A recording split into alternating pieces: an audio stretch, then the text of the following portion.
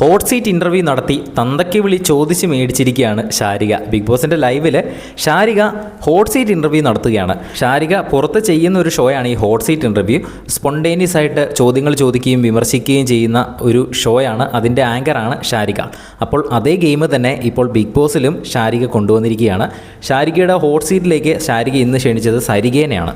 അപ്പോൾ സരികേനെ പറ്റി ഒരുപാട് കാര്യങ്ങൾ ചോദിക്കുകയും വിമർശിക്കുകയും ചെയ്യുന്നുണ്ട് ഷാരിക.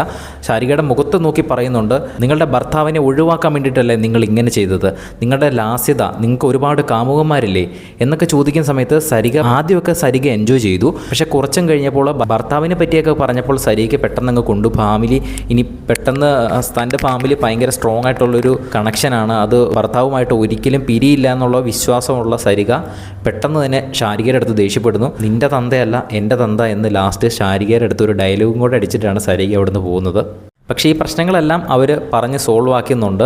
ഇവർ രണ്ടുപേരും അവസാനം കെട്ടിപ്പിടിച്ചുകൊണ്ട് ഞാൻ സോറി പറയുന്നു, ഇനിയിപ്പം ഭർത്താവ് നിങ്ങളുമായിട്ടുള്ള എന്തെങ്കിലും പ്രശ്നം ഞാനായിട്ട് ഉണ്ടാക്കിയിട്ടുണ്ടെങ്കിൽ അത് ഞാൻ തന്നെ നിങ്ങളെ വീട്ടിൽ വന്ന് ശരിയാക്കുമെന്ന് ഷാരിക ക്യാമറയിൽ നോക്കി പറയുന്നു.